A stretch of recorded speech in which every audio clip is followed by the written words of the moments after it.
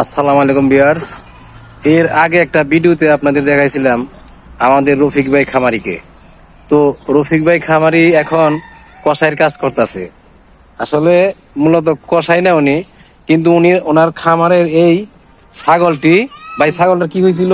কিচ্ছু হয় না, জব করে টাকা পাঠাবো। ও মানে এটারে জবাই কইরা এই খামারের যে মালিকের বাসায় পাঠাইবেন না? হ্যাঁ, তো ভাইজান তো খুব দ্রুত দেখলাম ছাগলটা একদম ফিনিশ করে হালাইলেন। আপনার কি কোনো হাতের কোনো কারুকাজ দেখা যাচ্ছে একদম কসাইদের মতোই? তো কাজ তো দেখা যায় ভালোই জানেন আপনি। এখানে গরু বাছুর বেরি বরকিলে থাকি। হ্যাঁ ভাই, এই লই আমার কারখানা। তো রফিক ভাই বলেন, তো এই ছাগলটা বানালেন কয় মিনিটে বানালেন আপনি এটা? এটা 10 মিনিটের কারখানা।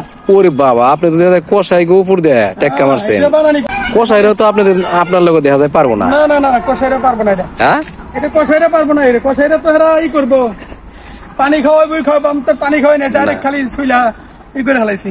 তো দেখুন ভিউয়ার্স, ছাগলটা সম্পূর্ণ ক্লিয়ার ভাবে বানানো হয়েছে।